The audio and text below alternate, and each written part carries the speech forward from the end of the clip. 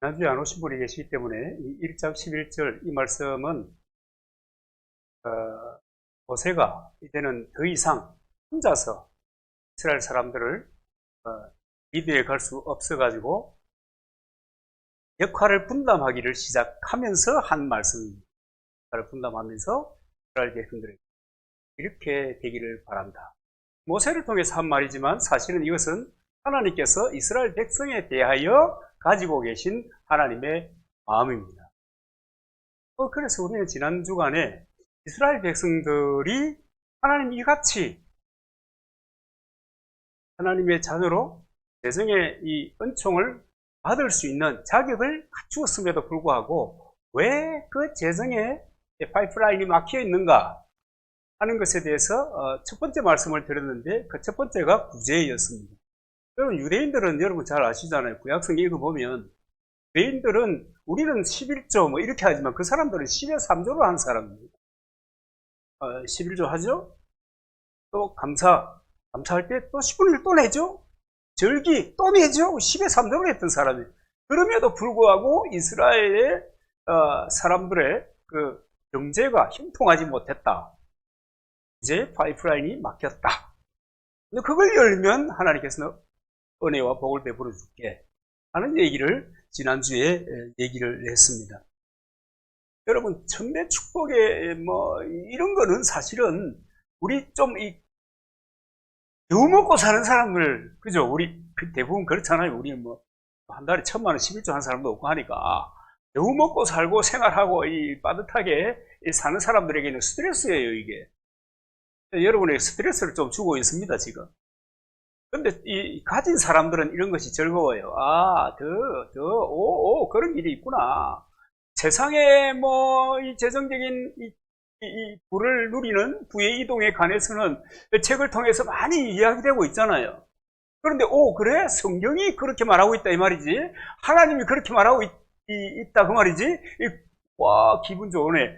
찾아보자. 뭐 이렇게 될 텐데 가난한 사람에게는 이 짐이에요. 이 설교 자체가.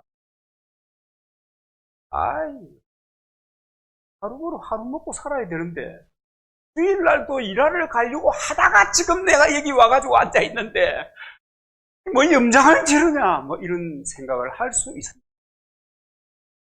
부자들은 더 부해지는 것에 대한 기쁨이 있지만 가난한 사람들은 더 부해진다고 하는 것에 대해서 스트레스가 있어요. 아니 내가 이때까지 열심히 살았지 않냐 내가 할 수 있는 그 환경 속에서 그럼에도 불구하고 내가 이렇게 살아가는데 그럼 내가 그럼 잘못 살았단 말이냐? 잘못 살은 거 아니지요. 일을 몰랐다. 그렇죠? 일을 몰랐다. 이렇게 생각해야 될 텐데 어쨌든 그렇게 마음이 전한 설교. 그러나 여러분 이걸 알아야 돼요. 하나님은요 사람의 마음, 생각을 하나님의 작업 공간으로 쓰시고 계신다고 하는 것입니다. 그의 생각, 그의 마음, 하나님의 작업 공간입니다. 내가 믿음의 생각을 가득 채워 있으면, 주의 보혈을 내 생각에 채워 있으면, 주님의 성령의 불을 내 생각에 채워 있으면, 그러면 그것을 통해서 하나님이 역사하시는 것입니다. 그러니까 생각이라는 게 너무 중요해요. 자문세 우리 뭐 너무너무 자주 얘기했지만은 물어지킬 만한 것보다도 더 내 마음을 지켜라 하신 이유가 바로 거기에 있는 것입니다. 마음이 하나님의 작업 공간입니다. 그래서 내가 오늘 어떤 생각을 하느냐에 따라서 그 다음에 일이 열리기도 하고 치기도 하는 겁니다. 오늘 내 한 생각이 내일을 열기도 하고 닫기도 한다. 여러분 이런 거 반드시 기억하시기를 바랍니다. 그게 명언이잖아요. 그렇습니다. 그래서 저는 여러분들에게 한번 도전하기를 바라요. 지금은 여러분 어지간하면 100살 산대요. 이명석 할배 있잖아요. 철학자이신 이명석 할배가 104살이에요. 그분이 인터뷰하는 걸 봤는데요. 아직도 뭐 눈이 아마 크게 안 떠져서 그렇지 저는 비슷하게 그렇더라고요. 그래서 그렇지 얼마나 물론 그분에게 주어진 은혜입니다. 모든 사람이 보편적으로 이제 100세 시대를 꿈꾸고 있는 거예요. 그렇다고 하면 여러분 우리는 저를 비롯해서 우리는 이제 끝난 것이 아니에요. 그래서 여러분 이 믿음이라고 하는 것은 내가 할 수 있는 것에 무슨 믿음을 안 가지도 되거든요. 할 수 있는데 뭐 그걸 뭐 믿음을 뭐 동원해 가지고 주여 주시옵소서 주여 될 줄로 믿습니다 이럴 필요가 없는 내가 해버리면 되잖아요. 그러니까 여러분 믿음이라는 것은 원래 내가 바랄 수 없는 중에 바라는, 내가 상상도 하지 못하고 내가 이룰 수 없는 그런 것들에 대한 믿음, 바로 그게 우리들의 믿음입니다. 여러분 뭐 우리가 은간청신 천국을 꿈꾸기나 할 수 있어요? 우리가 어떻게 우리의 죄 문제를 해결할 수 있어요? 우리가 어떻게 우리에게 죄로 말미암아 주신 저주의 짐을 내려놓을 수 있어요? 아무도 그럴 수 있는 능력이 없잖아요. 그런데 이스라엘 사람들은 하나님의 약속을 믿고 꿈꿀 수 없는 꿈을 꾸었어요. 메시아를 기대하며 살았어요. 그분이 오시면 그분으로 말미암아 꿈꿀 수 없는 꿈입니다. 기대할 수 없는 꿈. 여러분 이런 것들을 한번 가져보시기를 바랍니다. 우리 인생에 대해서 기대할 수 없는 것을 기대하며 사는 겁니다. 그래서 여러분 그렇게 기도하고 그렇게 살고 그렇게 달려갈 때 우리가 깨닫게 되는 거 있어요. 그게 뭔지 아십니까? 내 힘으로 안 된다. 내 힘으로 안 되는구나. 하나님이 도우셔야 되는구나. 그걸 기적이라고 하는 거예요. 기적을 내게 허락해 주시옵소서. 내 삶의 모든 영역에 대하여 하나님 기적을 허락해 주시옵소서. 이런 기도와 이런 생각과 이런 삶이 비로소 가능해지는 겁니다. 근데 내 능력으로 그냥 믿음 지어버리고 이 성경이 뭐라고 얘기하든지 간에 하나님 뭐라고 얘기하든지 간에 내 하고 싶은 대로 이렇게 인생을 꾸려가고 내 하고 싶은 대로 믿음의 삶을 그려간다고 하면 반드시 하나님께서 인생에 주신 그 로드맵을 벗어나게 되어 있습니다. 벗어나면 알아서 사는 거예요. 그냥 알아서 사는 거예요. 다람쥐 쳇바퀴 돌듯이 그렇게 돌면서 사는 거예요. 그러니까 인생이 별 재미도 없잖아요. 하나님의 은혜도 별로잖아요. 기가 막히잖아요. 내가 믿는데 예배당에 가는데 열일을 제껴놓고 내가 주님 앞에 섰는데 이 잘 찾아가지고 왕조 시대로 돌아갈 거예요. 그래 여러분 우리가 정말 기대하고 그런 것은 하나님은 어제나 오늘이나 영원토록 동일하시다. 예수 그리스도 그분 하나님이시기 때문에 역시 히브리서에 보면 어제나 오늘이나 영원토록 동일하시다. 이렇게 기록해 놓고 있지 않습니까? 그분의 생각, 그분의 마음, 그분의 의지, 그분이 어떨 때 역사하시고 어떨 때 침묵하시는지, 어떨 때 유기해 버리는지 하나님의 그 패턴이라고 하는 것은 글쎄 우리가 하나님의 패턴을 논할 수 있는 형편은 아니지만 기록된 것을 볼 때 하나님은 과거에도 그랬고 구약에도 그랬고 신약에도 그랬고 종말의 시대를 사는 지금도 그렇다. 변치 않고 하나님은 그 백성을 인도해 가시는 것입니다. 여러분 이미 말씀드린 대로 예수 그리스도를 믿음으로 우리가 아브라함의 자손이 되었습니다. 아브라함이 자손이 되었다는 말의 중요한 의미는 뭐냐면 아브라함에게 약속하셨던 그 언약이 내게도 성계됐다, 하게 됐다, 동일하게 역사하게 됐다. 그것이 내게도 해당되게 되었다. 그런 얘기입니다. 그러니까 이 재정의 파이낸셜 어노인팅이라고 하는 것은 하나님의 재정의 기름 부음은 하나님의 자녀들에게는 다 이미 임하여져 있습니다. 이미 임하여져, 이걸 주여 주시옵소서. 이미 임하여져 있는 것을 내가 어떻게 하나님께서 그걸 받은 사람이 어떻게 하나님의 로드맵에 따라서 하나님이 가르쳐 주시는 길을 따라서 찾아서 누리는가 하는 것이 우리의 할 일입니다. 그 일을 여러분 우리가 잘 해야 하는 것입니다. 지난 주간에는 구제라고 하는 파이프라인, 오늘은 하늘에서 내려오는, 그러니까 하나님께서 이 재정적인 이 축복에 대한 그 파이프 말이죠. 파이프라인이 많아야 되잖아요. 수입이 들어오는 데가 많아야 인생이 풍요로울 수 있거든요. 하나님께서도 우리에게 이 재정적인 축복에 대한 파이프라인을 여러 개 이렇게 연결해 놓으신 거예요. 많이 연결해 놓으신 거예요. 근데 막혀 있는 거예요. 지난 시간에는 구제 이야기했습니다. 오늘은 성전을 돌아보지 않으면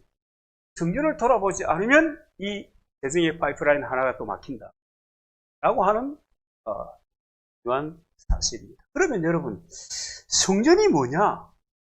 오늘날의 이 예배당을 의미한다 라고 하는 것에 대한 생각을 해봤습니까? 구약의 성전은 여러분, 이스라엘 백성들이 모여서 하나님께 제사 드리는 그 일을 위하여 구별된 곳이 성전입니다.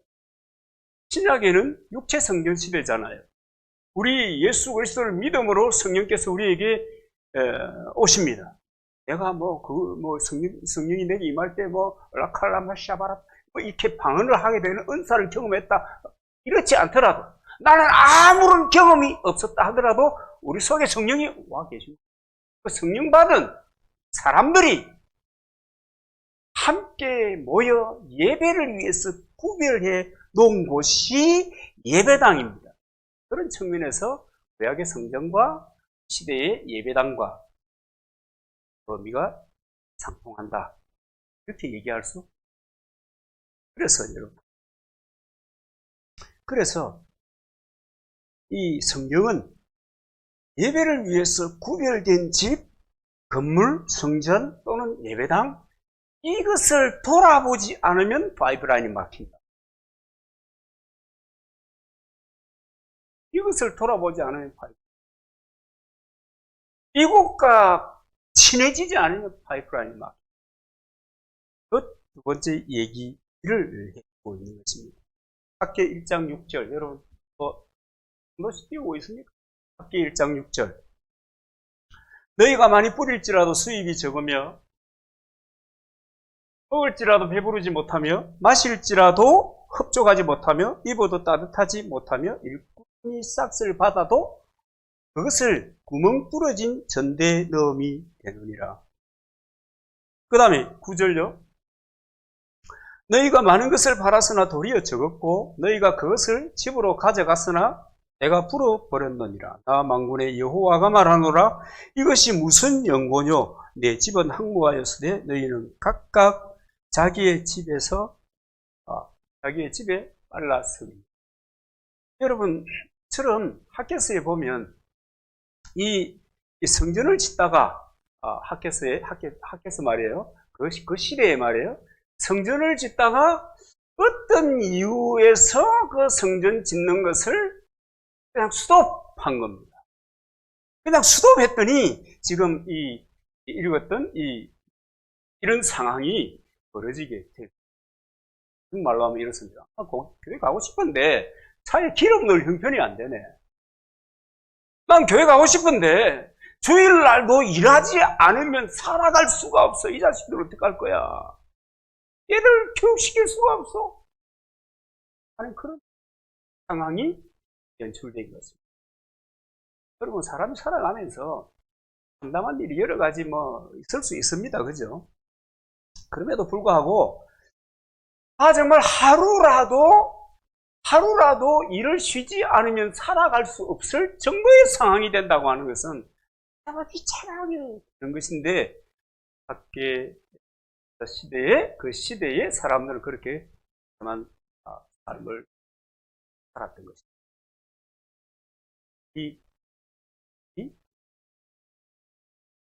결국은 여러분, 왜 이렇게 꼬였는가 하면은, 신앙적인 가치로 살 것이냐, 세상적인 가치로 살 것이냐에 대한 결정을 못 내린 것입니다. 그 결정이 선명하지 않는 한은 평생을 살아도 늘 반복되는 이 스트레스를 가지고 살아가야 하는 거예요. 여러분, 결정하시길 바랍니다. 신앙적인 가치를 선택할 것이냐, 하나님께서 우리에게 주신 가치를 선택할 것이냐, 세상이 우리에게 압박하는 가치를 선택할 것이냐, 이게 어쩌면 목숨을 건 선택일 수 있어요. 왜냐하면 여러분, 내가 직업을 놓아야 될지 모르잖아요. 그죠? 그러니까 이게 대단히 심각하고 한 거예요.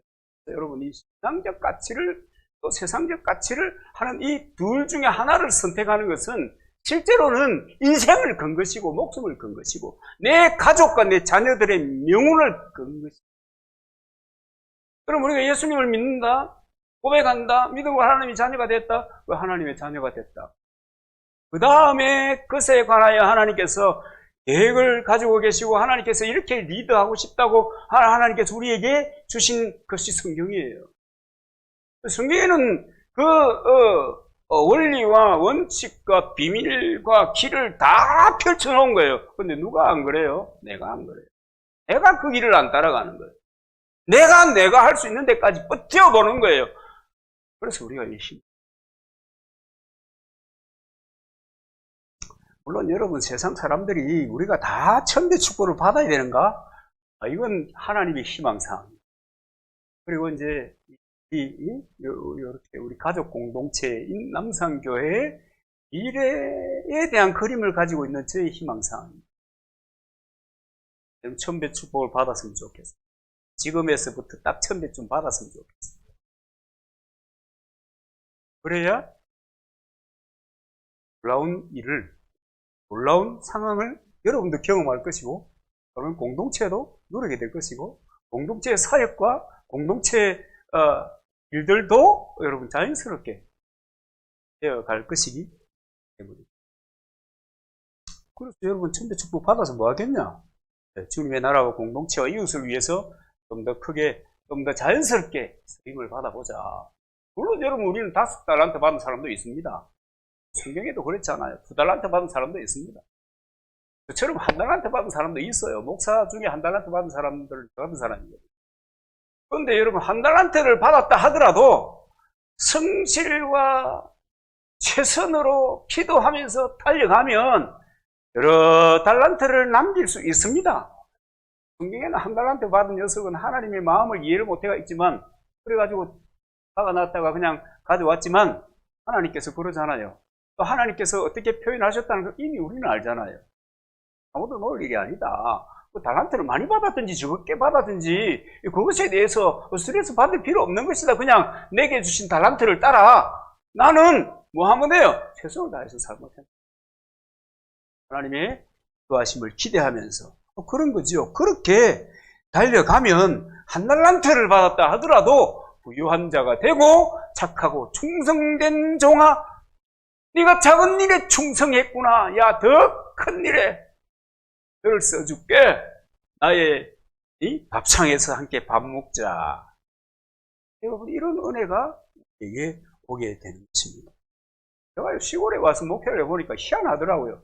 저는 이런 거 상상도 못했거든요. 첫째는 뭐냐 하면 시골 목사를 보는 목사들의 눈입니다. 아유, 시골 목사를 보는 목사의 눈이에요. 그 다음에 시골 목사를 보는 장로의 눈이에요. 교회에 가면. 근데 조금 더 이렇게 살아보니까 시골 목사를 보는 자기 교회 교인들의 안목도 그렇더라는 거예요. 그렇더라가 뭔지 아시죠? 여러분, 목사가 그런데 여러분들은 세상 속에서 세상을 헤쳐나가고 세상 가운데 하나님 영광을 드러내야 될 여러분들의 삶은 오죽하겠냐고요. 시골에 목사 타이틀이나 붙이고 왔기 때문에 동네 사람들이 앞에서는 아이고 안녕하세요 어떤 노사님, 오로지 뒤에서는 여기 몇 년 버티겠노지 뭐 살기나 할란가 뭐 이러고 봤잖아요.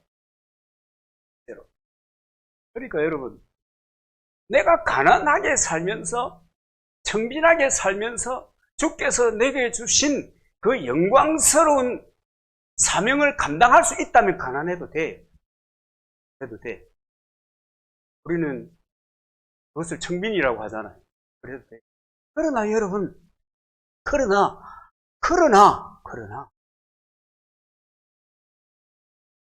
대부분의 경우에는, 대다수의 경우에는 주님이 주신 은혜와 그 기본적으로 주신 달란트와 그 은혜가, 그리고 내가 얼마나 인생을 성실하게 살았는가에 대한 표현이 사역에 그 방향, 길, 넓이와 폭을 결정하게.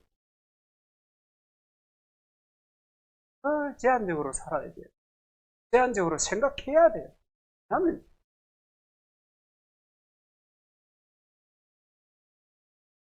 그래서 여러분, 첫 번째 재성의 파이프라인이라고 하는 것이 가난한 자를 돌아보는 것이었다고 하면, 여러분 지난번 동영상 여러분 참조해 보시면 그 다음에 두 번째는 성전을 건축하고 돌아보는 것입니다. 그럼 이것이 사무엘하 7장에 보면 다윗이 왕이 되어서 궁전에서 평안히 지냈는데, 좀 생각해 보니까, 어느 날 생각해 보니까, 나는 이 궁중에서 행복하게 지내는데 하나님은 천막에 해가지고 되겠나?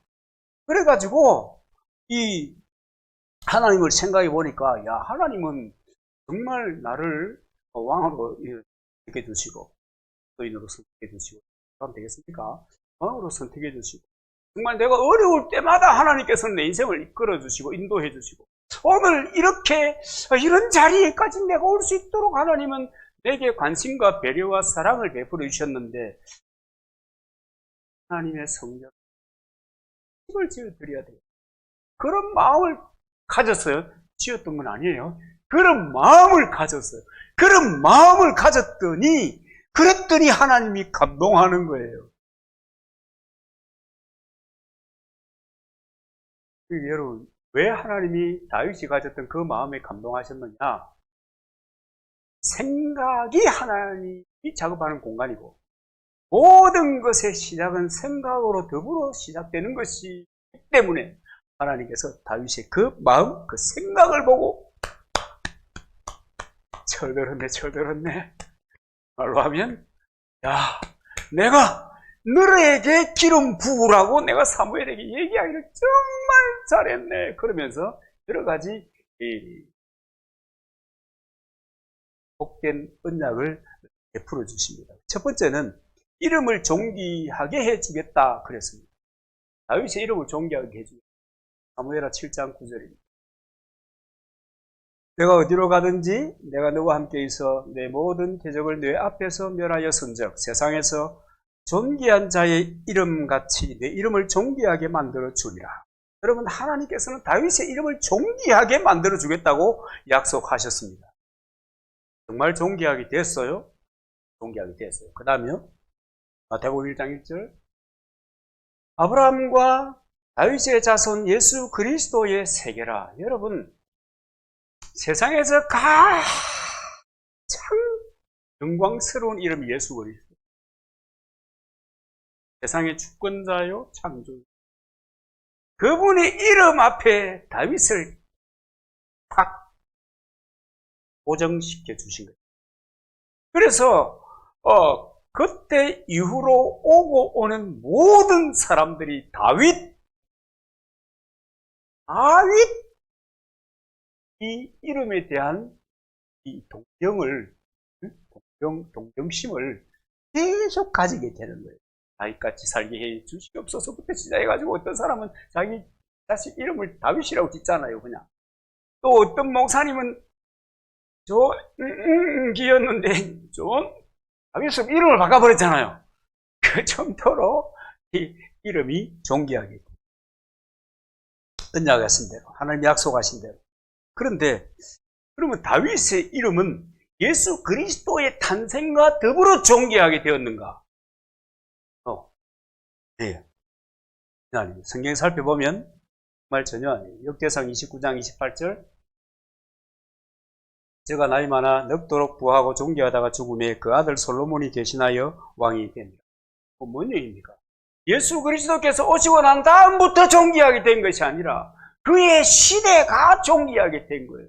시대가. 그의 인생이 존귀하게 변해버린 거예요. 그 인생이 꿈꾸지 못할 상황 속에서 살아갈 수 있도록 하나님 그렇게 가시고, 그렇잖아요.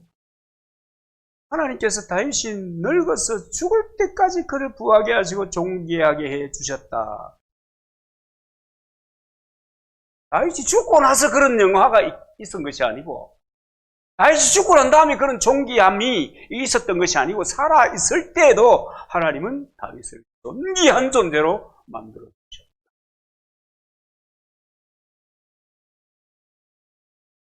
놀라운 일 아니에요. 이는 대충 생각하기를 또인들 하면은 죽어서 천당 가는 사람들 이렇게 생각하는 경향이 있습니다. 죽어서 천당 가면 되지 뭐. 천당이 있는데 여러분 확실히 믿어요? 돼요. 예수님께서 창조 이전에 시간의 공간 속에서 시간과 공간을 만들어내듯이 천국에 가면 무시간의 개념 속에서 살아야 돼요. 그런 것이 있는 줄 여러분 믿어요? 꼭 믿으시기를 바랍니다. 그런 믿음이 있다 한들. 그래서 영광스럽게 고난의 삶을 살아간다고 쳐서 죽고 난 다음에 영광스러운 존귀한 이름이 되고 귀한 일이 신교자 얼마나 대단한 당을 위해서 자기의 생을 던지는 사람들이 사이 많은 이 목사들이라고 하면 막 죽어버린다. 목숨을 던져버린단 말이야. 얼마나 위대한 존재. 그것만 위대한 것이 아니야. 살아서 영광스러운 사역을 감당하는 것도 위대해. 범프라트 목사는 거북이 같은 신앙도 있고 토끼 같은 신앙.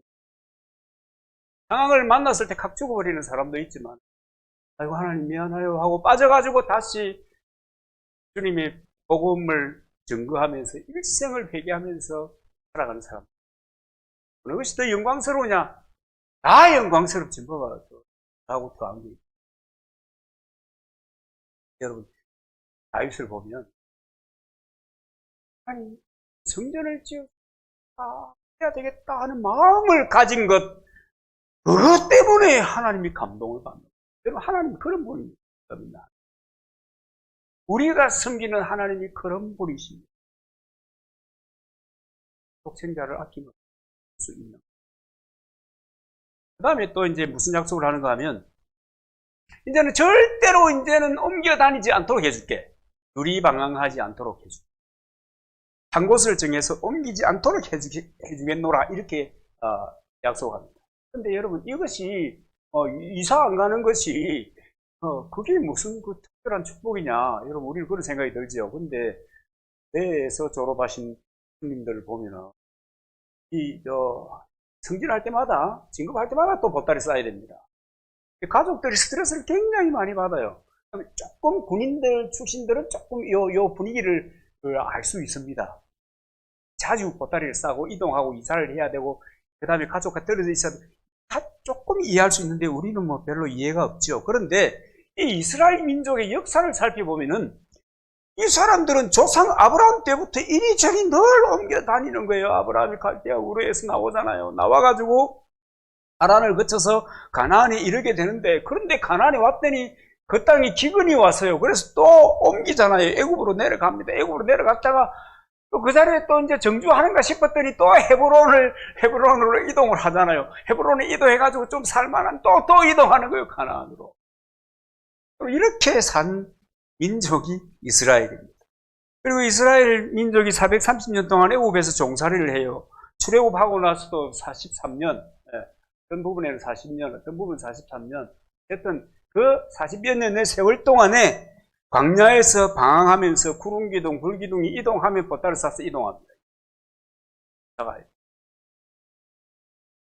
정막에 이동하면 보따리를 싸서 이사가요. 여러분 이사한다는 게 얼마나 요즘은 안 불편하죠? 이삿짐 센터에 전화하면 되잖아요. 아니 그래도 힘든 모양이더라고요. 며칠씩 이 정리하고 그런데 그걸 갖다가 끊임없이 한 거예요, 이 이스라엘 사람. 그런데 다윗이 성전 건축에 대한 고백을 하는 순간에 하나님이 약속해 주는 거예요. 야, 이제 됐다고. 자, 이사, 그래, 자주 안 하도록 해줄게. 여기서 이제, 그래, 알겠다. 네 마음을 받았다. 그러면서 다윗으로 인해서 이스라엘 백성들을 위해 한 곳을 정하고 다시 옮기지 않도록 해 주신 것입니다. 놀랍지 않아요? 한 사람이 품은 그 마음으로 인하여 하나님이 이렇게 감격하고 감동하는 것입니다.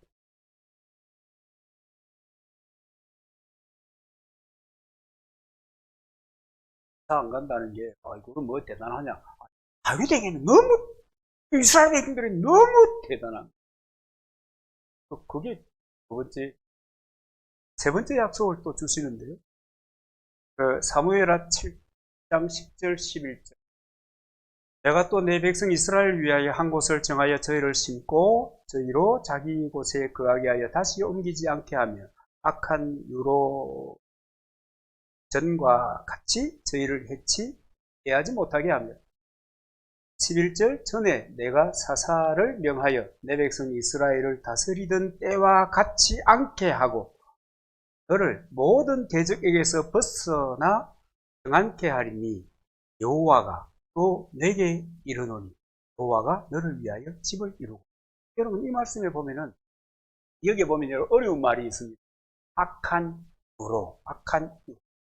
유로는 히브리 말로 베네 아울라라고 하는 말인데 이것은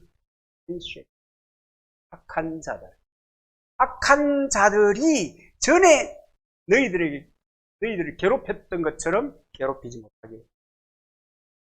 그러니까 세 번째는 악한 자들이, 불의한 자들이 이전과 같이 너희들을 해하지 아니하고 모든 대적에게서 벗어나 평안하게 해 줄게 라고 하는 언약입니다. 무엇 하나로요? 다윗의 고백 하나로. 성령 건축에 대한 다윗의 고백 하나로 하나님께서 너무 감동해가지고 그냥 쏟아주는 삶의 모든 문제에 대해서 개입해 주시는 거예요. 하나님은 이스라엘 민족이 악한 삶을 살았다 할지라도 11절에 보면 사사시대에 너희들을 다스리던 때와 같이 하게 하지. 그럼 사사시대 때는 하나님이 어떻게 이스라엘 백성들을 움직였습니까?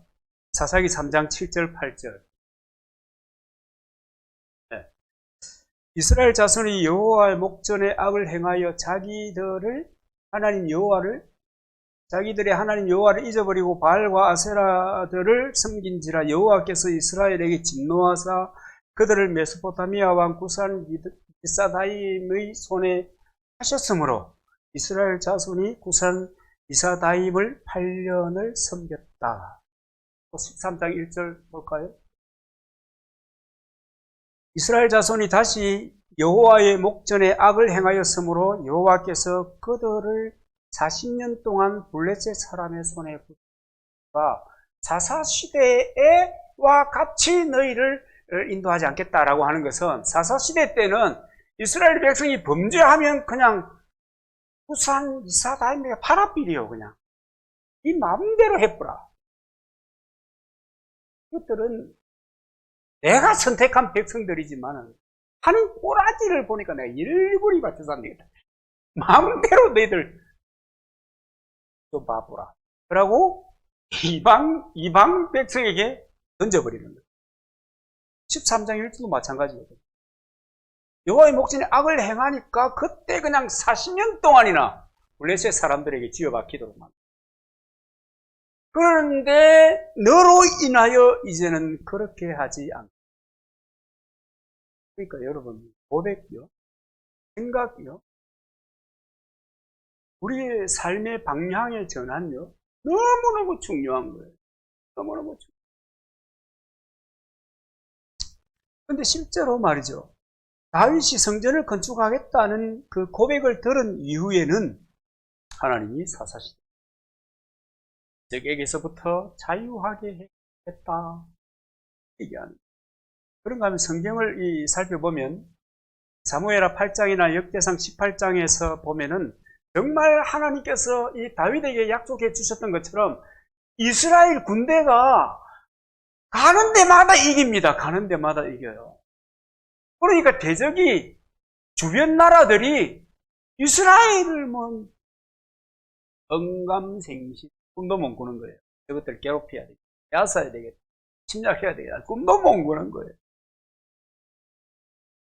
이렇게 하나님께서. 우리가 살다 보면 별일 다 보잖아요. 생을 살면 정말 별일을 다 정말 별일 다.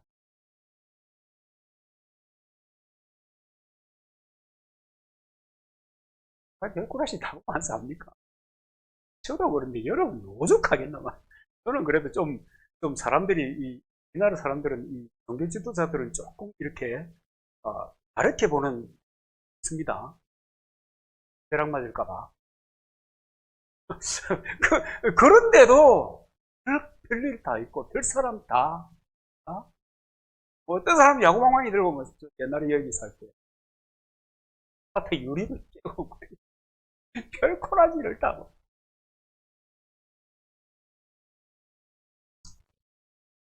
그런데 하나님께서 승리의 하나님으로, 여호와니시의 하나님으로 나타나셔서 우리들의 대적과 싸워 이기게 하시고 우리의 삶에 평안을 주십니다. 여러분, 이 꿈 꾸보세요. 저는 지금 그 꿈을 구체적으로 꾸고 기도하고 있는 중.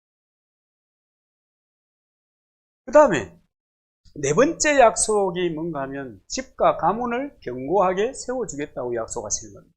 사무엘하 7장 11절 하반절. 여호와가 또 내게 이르시되 여호와가 너를 위하여 집을 이루시고, 하나님께서 이 하나님의 집을 지어드려야 되겠습니다. 이런 마음을 가졌더니 하나님 기분 좋아가지고 화답해 주는 거예요. 내가 너희 집을 세워줄게. 너희 집을 세워줄게.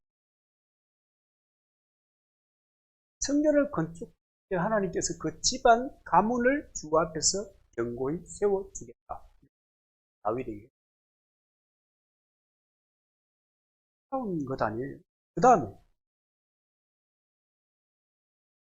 혹시 죄를 범할지라도 사람의 막대기와 인생 채찍으로 징계할 뿐, 안 한다는 게 아니에요. 징계할 뿐, 저가 만일 죄를 범하면, 사무엘하 7장 14절, 범하면 내가 사람 막대기와 인생의 채찍으로 징계하려니와 내가 내 앞에서 패한 사울에게서 내 은총을 빼앗은 것 같이 그에게서 빼앗지 아니하리라. 혹시 잘못해도 사울에게 한 것처럼 절대 그렇게 하지 않게. 여러분, 이것은 이제 구속사적으로 보면 예수 그리스도로 인하여 죄를 범할지라도 사해 주신다. 그런 구속사적인 해석이 가능한 말씀입니다. 그런데 이제 이 본문을 그대로 보면 그렇게 죄를 범해도 힘은 지게 하겠지만 은총은 제하지 않겠다. 이어서 7장 16절을 내 집과 내 나라가 내 앞에서 영원히 보존되고 내 위가 영원히 경배하리라 하셨다. 여러분, 사울은 어떤 일을 만났는가 하면 사울이 이제 아말렉에 진군하기 전에 하나님께서 한 말씀을 하시는데요. 아말렉에 딱 들어가면 하나도 남기지 마라. 하나도 전리품으로 챙기지 마라. 알겠지? 모조리 다 쓸어버려라. 다 진멸해라. 완전히 초토화시켜버려라. 그렇게 얘기했는데 아말렉에 와서 아각의 왕도 잡았어요. 거기에서 귀한 것들도 챙겨왔어요. 왕을 잡아서 포로로 데리고 온다는 것은 전쟁하는 사람에게 전쟁의 장소에 있어서는 아주 어마어마한 자부심이 아닐 수 없습니다. 그런데 그 일로 인해서 하나님께서는 사울을 해버립니다. 사울의 왕조를 해버리고 그 문을 닫아버리는 거예요.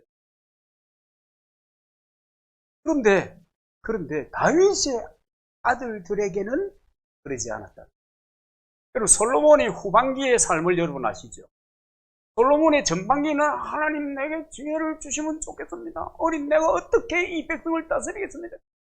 그러니까 하나님 기분 좋아가지고 막 그래 구한 것도 주고 다른 것도 주고 이렇게 막 줬는데 막 받아가지고 그 다음에 한 일이 뭐냐면 여러 나라와 이제 그 결혼 동맹을 통해서 자기 자리를 어떻게 보면 얼마든지 그런 일이 있습니다. 하나님이 기뻐하는 일이겠습니까? 하나님이 결혼 동맹을 통해서 어디 나라를 견고하게 해라 뭐 이랬겠습니까? 하나님께서 다스리는 나라인데 우리 살짝 나빴어요. 그런데 이 결혼 동맹을 통해서 들어온 이 아내들이 들어올 때 저 나라에서 섬기던 우상 단지들도 들고 들어온 거예요. 그런데 이 솔로몬이 뭔 짓을 하는 줄 아세요? 야, 너 그러면 안 돼! 이래야 될 거 아닙니까? 불신자와의 결혼의 어려움이 바로 그런 겁니다. 그래서 불신자하고는 멍에를 안 매는 게 뭐 그런 얘기 하잖아요. 그런데 이 솔로몬은 아내들이 가지고 온 잡다부리한 온갖 신의 신당을 지어준 거예요. 하나님이 열을 안 받겠어요. 하나님이 너무너무 속상해. 하나 두 개도 아니고 말이야. 하나 두 개도 싫은데, 우상숭배 자체가 싫어요. 하나님이 1등이 아니고 2등이라고 하는 것에 대해서 스트레스를 받는 분이에요. 하여튼 간에 그런 분이신데, 이렇게 우상숭배의 죄를 범하는데도 불구하고, 바울을 버리듯이 솔로몬을 버리죠. 그 위를 계속 기억하는. 하나님이 그만큼 기뻐하고 즐거워하고 행복해했다.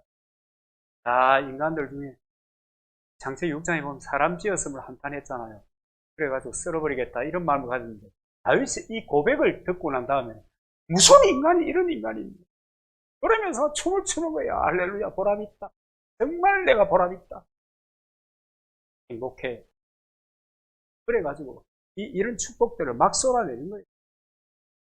솔로몬을 해하지 않았어요. 근데 왜 그랬는가? 여러분, 우리 반복되게 얘기하잖아요. 하나님께서 다윗에게 내 은총을 그에게서 빼앗지 아니하리라. 다윗 때문에 솔로몬의 위가 패하지 않아요. 다윗 때문에, 다윗의 고백 때문에.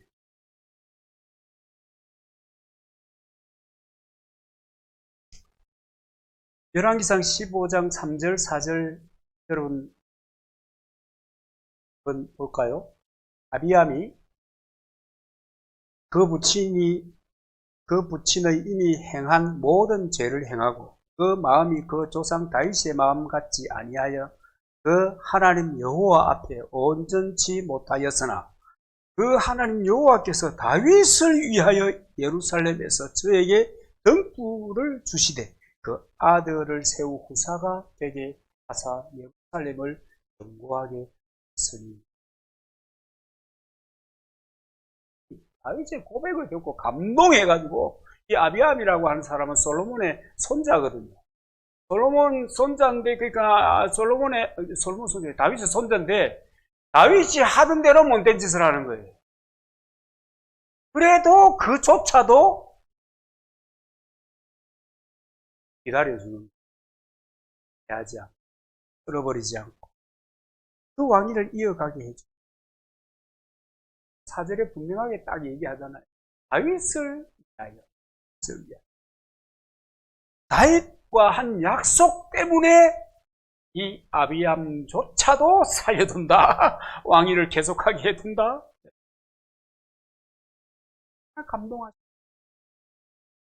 이처럼 하나님께서는 하나님을 위하여, 여호와를 위하여 성전을 건축하겠다는 마음을 가진 다윗으로 인해서 먼저는 다윗에게 복을 주셨죠. 그 다음에 그 후손들에게 복을 주시고 기회를 주시고 소망이 끈이 잘려지지 않도록 또 이어주셨다라고 하는 것입니다. 여러분, 다윗의 경우에서 얻을 수 있는 중요한 교훈, 다윗과 같은 마음, 그 마음으로 믿음의 삶을 살면 나와 나의 후대가 복을 받게 됩니다. 제가 뭐 때문에 목사님의 협박도 있었지만, 좀 딱 망해가지고, 협박도 있었지만,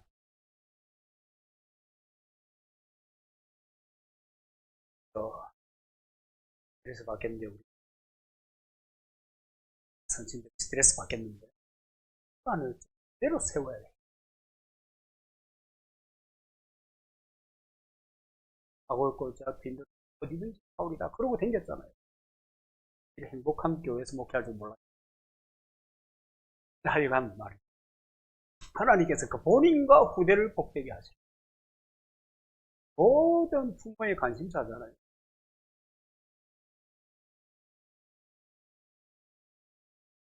자식으로 인해서, 자식이 어려움 당하는 것으로 인해서 눈물의 기도를 안 했으면 좋겠어요. 하나님의 그 기뻐하시는, 하나님이 감동하시는 것을 보니까,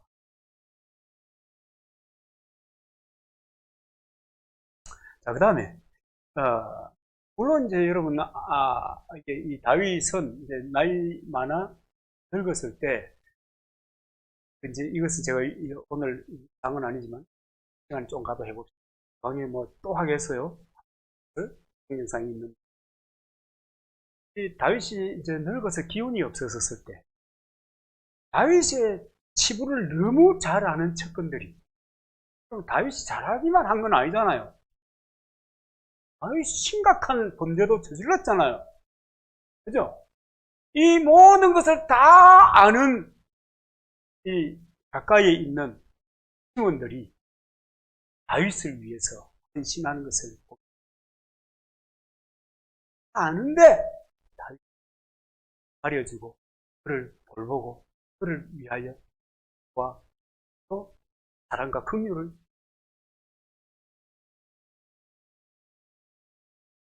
나온 일 아니에요. 이런 결과는 다윗의 고백으로 인해 고백을 하나님이 감동받는 거예요.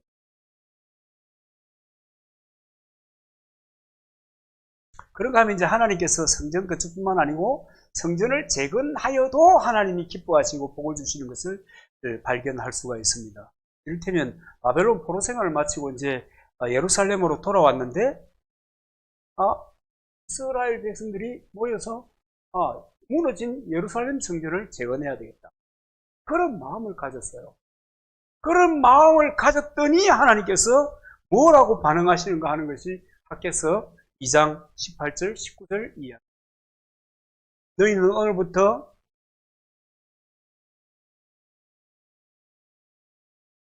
너를 기억하라. 아홉째 달 14일 곧 여호와의 성전 지대를 쌓던 날, 성전의 기초를 쌓았다 이 말이죠.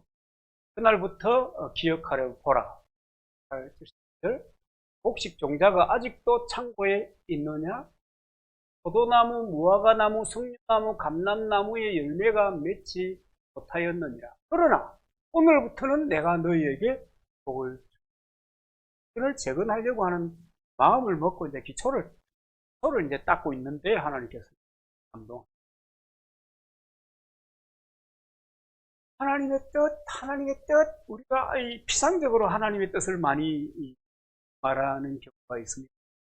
하나님이 구체적으로 내가 행복해하는, 내가 기뻐서 너희들에게 복을 주지 않을 수 없는, 너희들이 인생을 새롭게 꾸려나가지 않을 수 없는 그런 방편들을 다 우리에게 보여줬어요. 줬는데 우리가 그것을 찾는 거예요. 제가 일찍이 얘기를 못한 이유는 무엇이라고 지난 시간에 얘기합니까? 해봤자 쥐도 뭐 밥도 이부터 해봐라. 우리는 주로 그래 하잖아요. 지금 밥 먹고 살. 이제는 이제 농사 안 지어도 밥 먹고 살. 할렐루야. 그러니까 이 말씀을 드립니다. 여호와의 전에 지대를 쌓기 전에 이스라엘 백성에게 창고에 종자도 없고 나무 열매도 없었는데 그때부터 성전을 재건하기 시작한 그때부터 하나님께서 내가 너희에게 복을 주리라.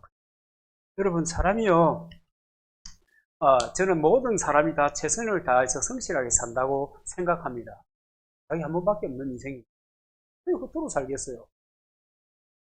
패스가 아니면 그런 사람이 아니면 자기 인생을 허무하게 버리는 이런 인생은 없다. 저는 그렇게 생각합니다. 이것들이 아니면 그럴 수가 없죠. 그런데 아무리 허리를 졸라매고 전략하고 노력해봐도 물론 그렇게 살면 어느 정도 살아갈 수가 있어요. 밥 안 굶고 아이들 공부 허헉거리면서 시킬 수 있어요. 그러나 풍성한 삶을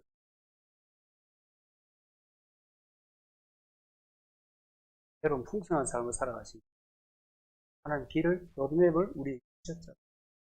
그런데 하나님께서 우리의 마음과 생각을 살펴보고 계신다는 걸 알아요. 우리의 마음과 생각을 하나님 살펴보시는 거예요. 살펴보시고 구약에 보면 마침내 하나님께서 이삭을 살펴보다가 마침내 이삭에게 복을 라고 하는 대목이 나옵니다. 야곱도 마찬가지예요. 야곱도 그냥 여러분 족장이 되고 그냥 여러분 하나님의 은혜와 복을 받는 것이 아니에요. 야곱의 여러분 삶을 알잖아요. 이게 보면 참 얍삽한 인생. 아까 말하면 지혜로운 인생. 그런데 하나님이 그걸 다 살펴본다는 거예요. 다 하나님께서 보신다. 그리고 마침내 복을 주시는 것입니다. 여러분 하나님께서 열어줘야 돼요. 여러분 우리 인생을 좀 산 사람들은 알잖아요. 이것도 해보고 저것도 해보고 이렇게도 살아보고 저렇게도 살아보고 여러분 다 해봤잖아요. 앞으로 여러분 젊은이 여러분들이 해볼 거예요. 볼 거예요. 그런데 여러분 이것저것 내 맘 먹히는 대로 하지 마세요. 그렇게 돌아갈 필요가 없어요. 왜 인생을 돌아서 개고생을 하면서 살아야 돼? 니는 안 했냐? 저도 마찬가지로 개고생하고 살았지 뭐요. 원웨이로 가서 뭐 됐을 기. 저하고 같이 시간이 가도 조금만 더. 저하고 같이 이제 전도사 노릇을 같이 한 친구가 있어요. 그 친구는 지금 55이니까 동생이죠. 참 귀한 동생이 있어요. 근데 그 동생은 성경에서 아주 특별한 것을 발견하게 됐어요. 이를테면 에베소서 4장 12절 하나님께서 사도와 이런 은사를 주셔서 교회를 세우게 해주셨다.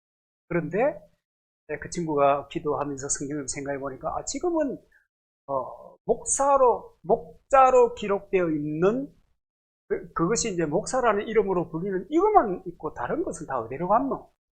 하고 이제 고민하고 살펴보다가 우리 시대에도 교회를 온전히 세우려고 하면 하나님께서 주신 5가지의 그 타이틀에 대해서 사도, 선지 그런 거 나오잖아요.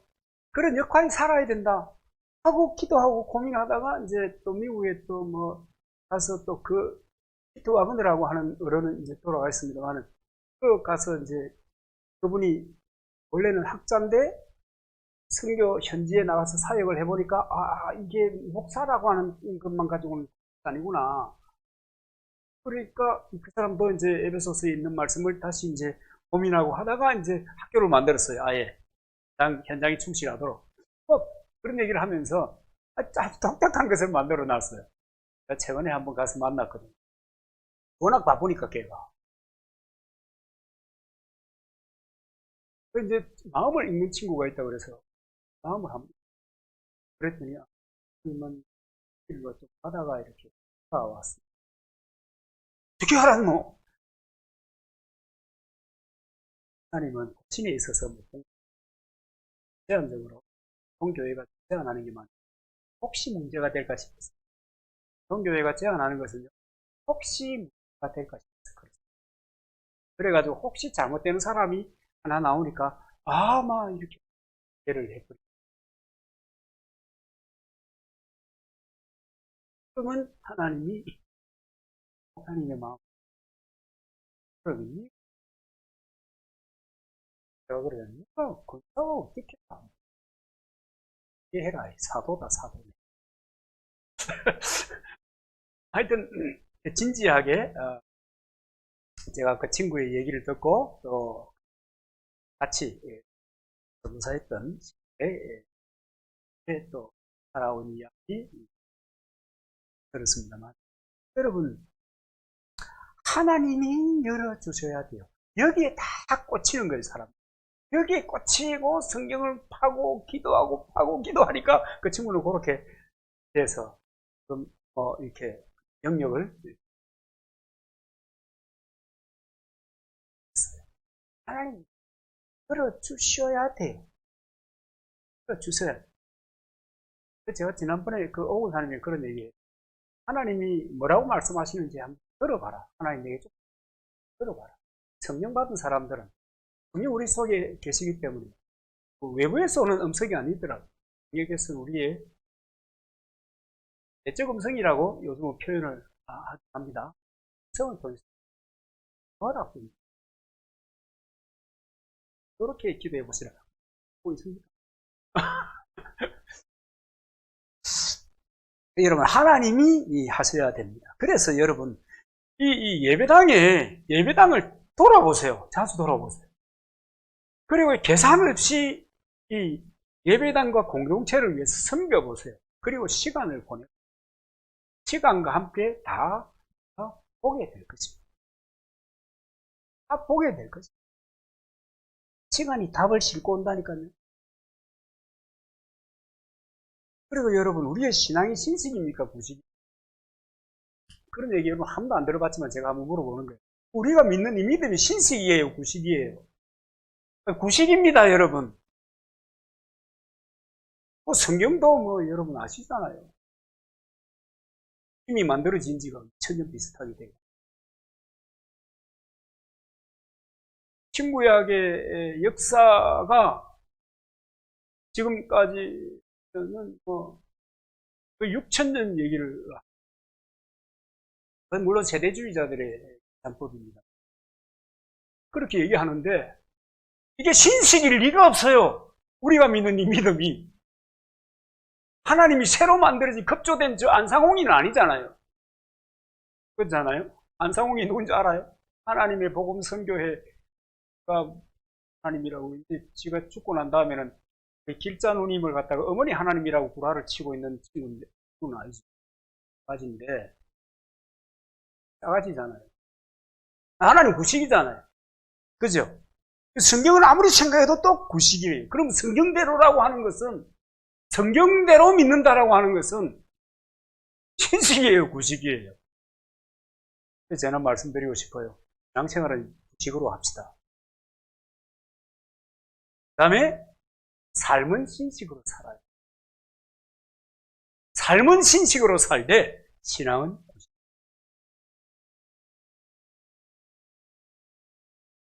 그렇게 되길 바랍니다. 예가 되시기를 바랍니다. 이래야 되는가? 태초 이전부터 계시던 그 하나님은 지금도 동일한 생각과 동일한 사고를 가지고 동일하게 역사하시고 동일하게 우리 인도에 가시는데 그분은 여전히 손이 크시고 키도 밝으시고 다 듣는다면 내가 들은 대로 너희에게 그러잖아요. 다 밝으시고 또 잘 본단 말이에요. 살펴보십니다. 여러분 천사만 하더라도 온 천사에 보면 계시록에 보니까 눈이 촘촘하게 박혀 있어요. 우리가 생각하는 비둘기 천사하고는 그림이 달라요. 우리 살펴보신다. 하나님 손도 크시고 키도 밝으시고 눈도 밝으시다. 그런데 얼마나 분이시다. 크시고 좋은 분이시다. 하나님은 우리가 그렇기 때문에 여러분 예배당에 구체적으로 관심을 가지고 여러분 성전 건축이나 재건의 기대를 가지고 나아가십시오. 저는 그렇게 생각합니다. 여러분들이 그런 고백, 그런 마음을 품어보시라. 왜냐하면 그 다윗도 그렇게 마음을 품고 하나님께 내가 이렇게 하고 싶나이다 고백했더니 하나님이 기분 좋아가지고 막 춤을 추고. 그래서 여러분 다윗 같은 마음을 모시고 그런 기대를 가지고 한번 치기를. 그래서 하나님께서 다윗에게 주셨던 그 은혜와 복을 한번 누려보시기를 축원합니다.